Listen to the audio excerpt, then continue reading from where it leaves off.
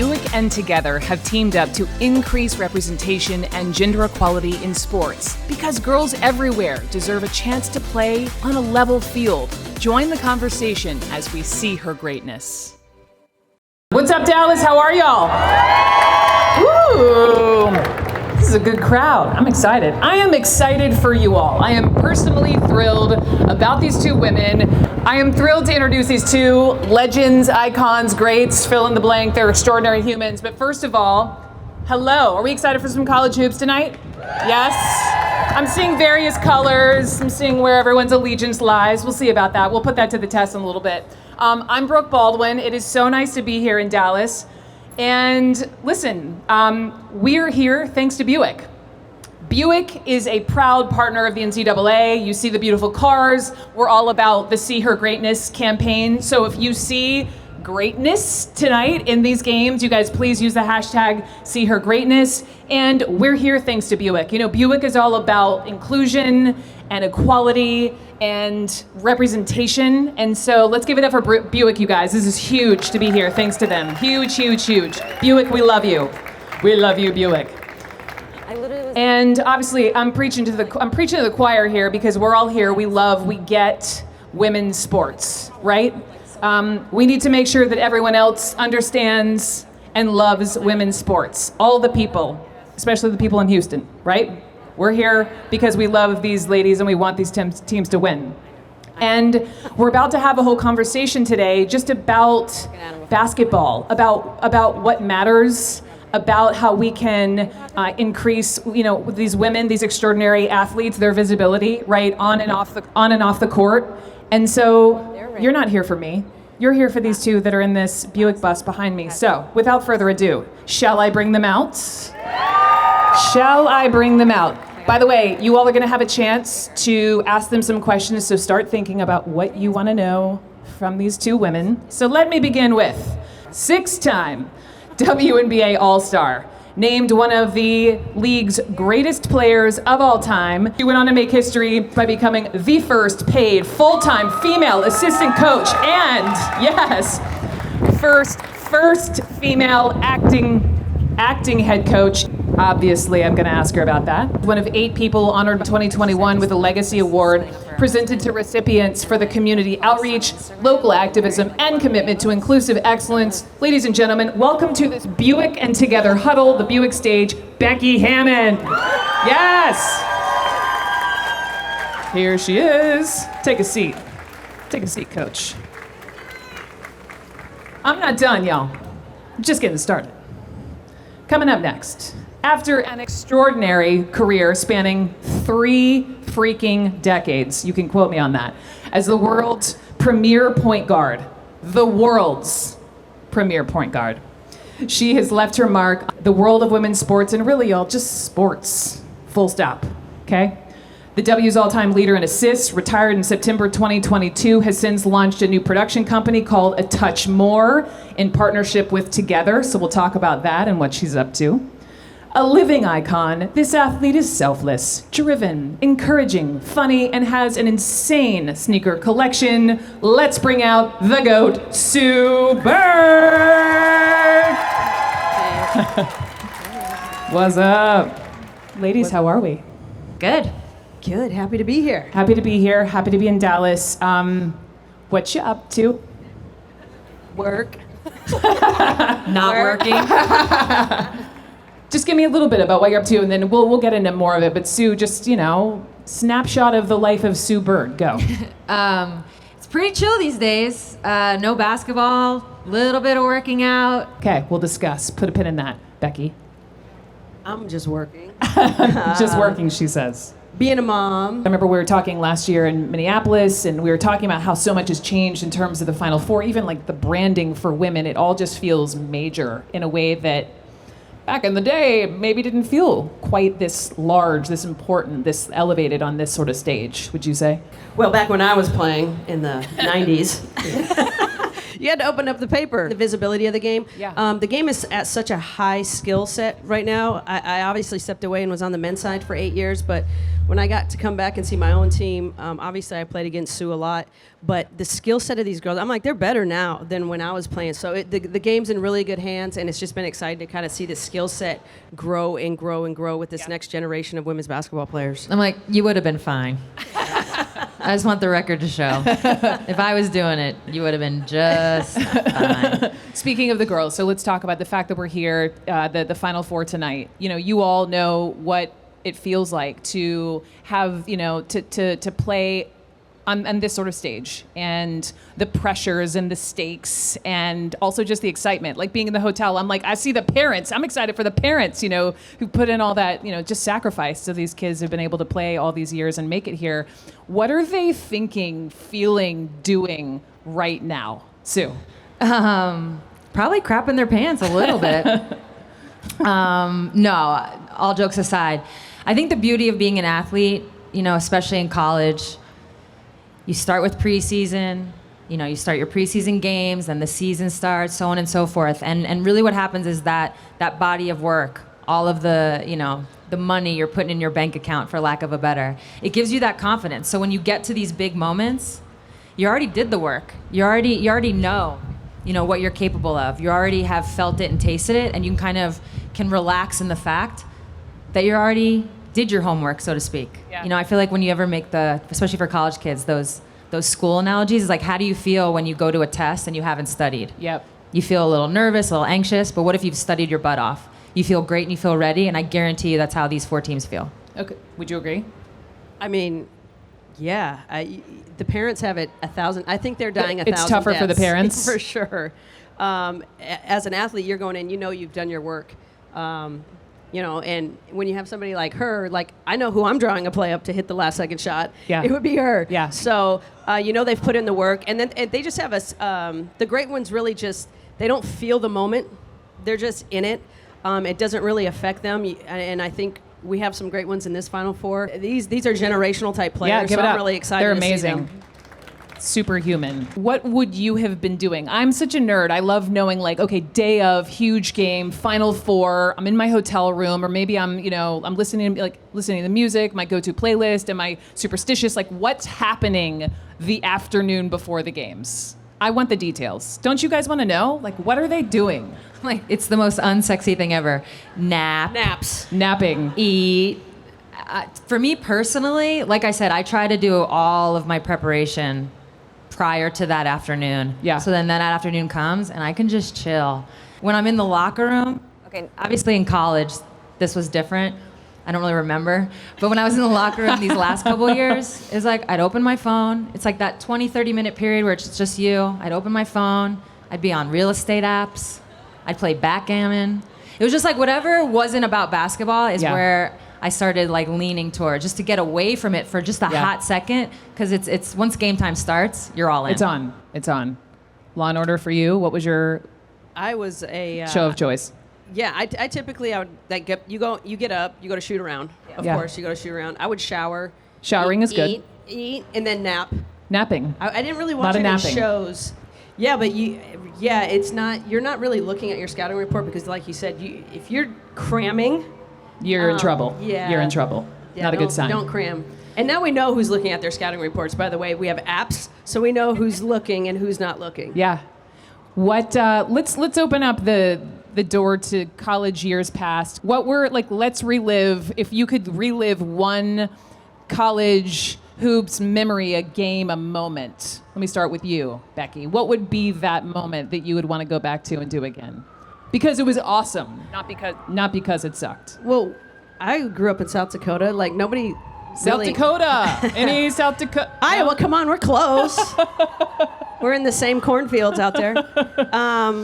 No, I actually, my parents grew up in Connecticut. For nobody really heard of me. You didn't have the AAU, and just like I said, you couldn't go on YouTube back then. Like, it was just different back then. But I would just say my freshman year, there were schools that like kind of passed on me, and then I got to play an NCAA tournament and got to get some buckets and knock them out. So that was one of the exciting moments. And then probably my senior year, we were ranked like number 3 or 4 in the country. That was a super fun year. But as this how many ever national championships you won? Ask her. She got more of them. She got more stories than me. Tell us a story, Sue Bird. It's not really a good story. No, I'm very lucky. There's only one team every year that gets to go home happy, right? That's for every league. But in college, when you're a senior and you get to do it, you get to finish your career happy. So there's only a couple players in reality that get to finish their career happy. For me, it was myself and my 3 other classmates, so there was 4 of us that year. So we're just 4 of thousands of D1 athletes that get to finish on a good note. Yeah. So that's something that I really treasure because I know it's rare. What did you do that night? Can we talk about it? Girl, Cannot talk about it. I can almost guarantee that. the bathtub was full of ice. I'll put it that way. Full of ice and other things. Woo! We'll come back to that maybe later. So you mentioned you're growing up in South Dakota, and I was reading a piece on you earlier today, Becky Hammon, about how, was it your dad and a mentor? And they were like, no. No. He squashed that. They very squashed early it. on in my life. Squashed. Apparently, he had a jump on my genetic build, so he kind of knew I was not going to be running around on hardwood. What happened? Well, basically, we didn't have the W back there, and that's you didn't have people that looked like you or who were built like you doing special things on the court. So, I think I could probably still quote "Come Fly With Me" on VHS because I watched that constantly. Yeah. But those were the mentors that I just watched. Yeah. I wouldn't even call them mentors; they were just players. And then the first player that I can remember my dad telling me about, he was like, it was 1993, and he was like, you should try to watch her. And I did. Wow. I'm trying to guard her like 8 years later, which was good luck for me. What was that? Hold on. What was that like? What was that like, guarding her after Well, first of all, idolizing her? I was never guarding her. I was on her. Somebody made a mistake. I really look at women's basketball, and I think it's important to know the history. But for my senior trip, I asked my parents to take me to the Final Four, which was in Minneapolis. Wow. So I go there. We drive there because everybody in the Midwest knows you drive everywhere. So we drive to Minnesota, and we watch the national championship. And then 4 years later, I'm playing against them, and they're kicking my butt. Do you still have the photos? I do somewhere. I would have to dig them up. Oh, you got to pull those out. You got to pull those. I had a lot of bangs back then. Bangs are good. I had some 80. Bangs. We're about the same age. Well, can I piggyback off that? Piggyback, please. Can I piggyback that? Please. So I feel like we've talked about this, Becky, but I'm not sure. And it was like, hey, do you want to go to this dinner? And I was like, okay, cool. I'm pretty sure Brad was with me.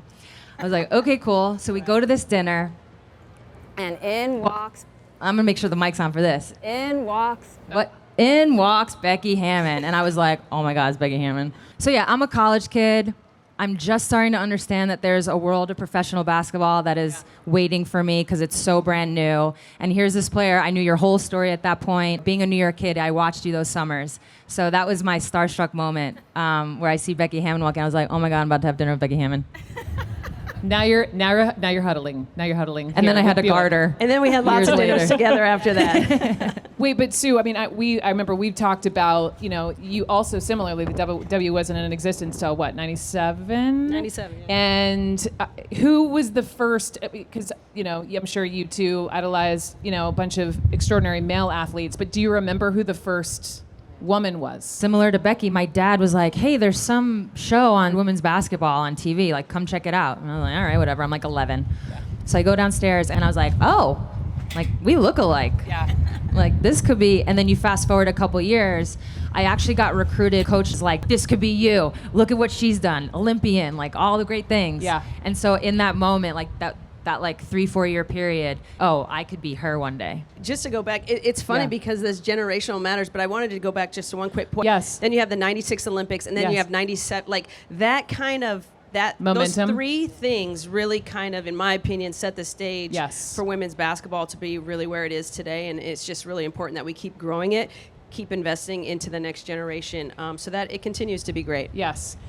I want to stay on women's basketball, but let's pivot just for a second for you. We were talking about this on the bus back there, but I want everyone to hear about, y'all know you blew up the internet. And so the news alerts blasting out, Becky Hammon becomes first woman to serve as head coach. When he pointed at you, what the heck did that feel like? To know that you, Becky Hammon, were making history, and have you had a holy bleep moment after the fact?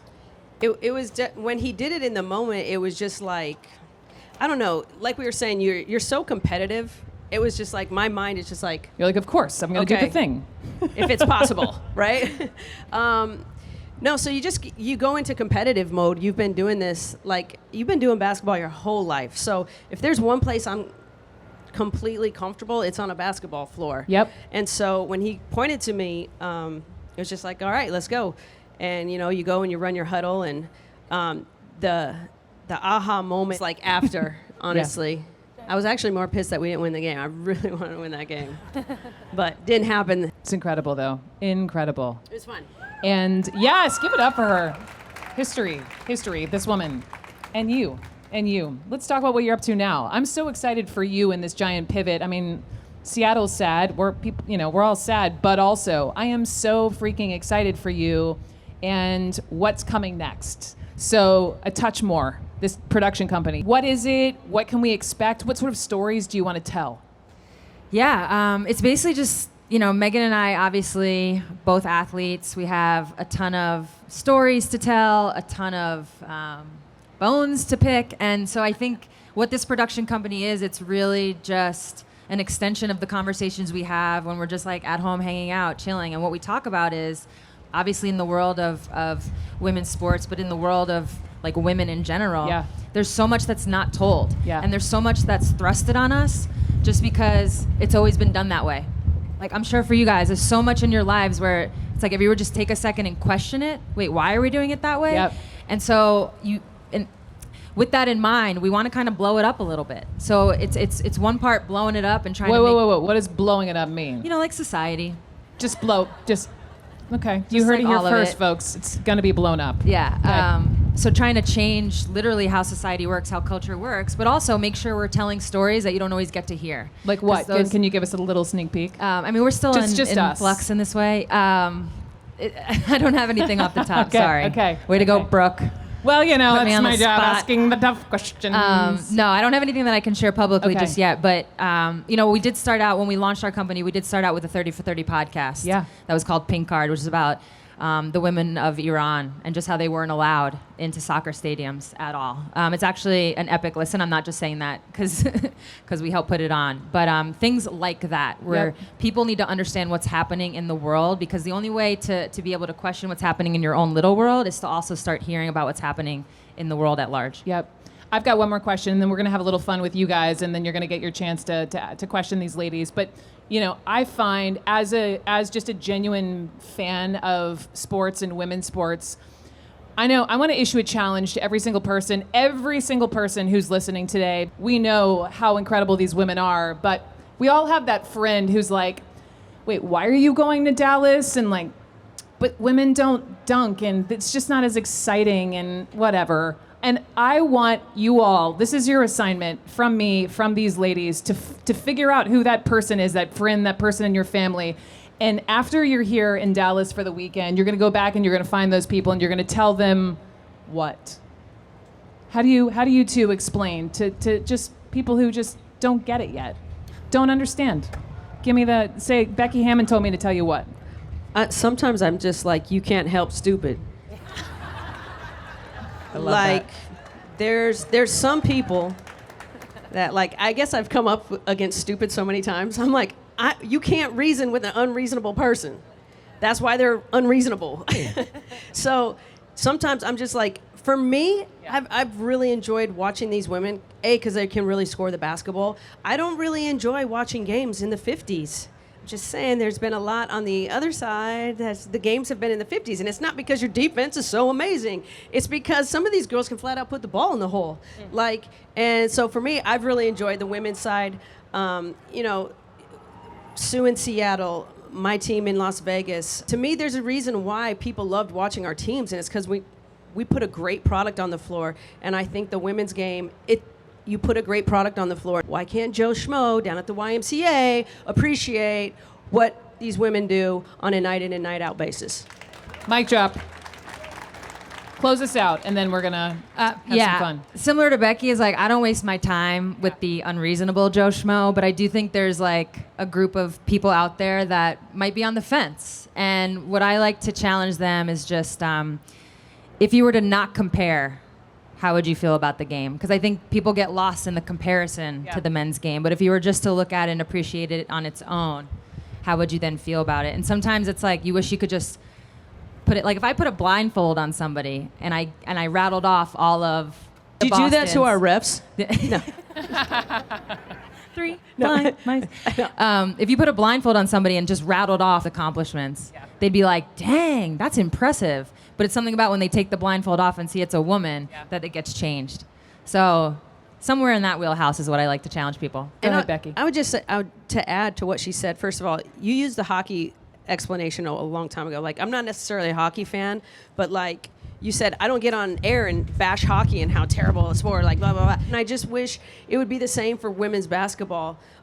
Because they're the greatest at what they do. They should be paid as the greatest as what they do. And just appreciate it for the skill set and level of dedication and everything that it takes to get to that level. Because you can appreciate Sue Bird, like, hitting a three or pulling up or doing a floater, which I know you were working on that floater. I was working on that. I ran out of time on that one. It was getting there. But, like, if the greatest, like, basketball players can recognize other greatest basketball players, I think the rest of the humans should as well. I think it's time. Okay. I think it's time. This is our friend Sammy with Togethxr. She's got a microphone, and this is the fun part where I get to just sit back and you all ask the questions. My name is Laura. I'm from Minneapolis. And what is your question?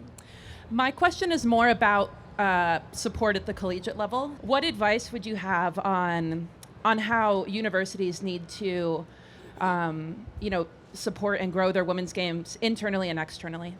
Great question. Yeah, great question. I think it's not simple, but it's as simple as what you just did.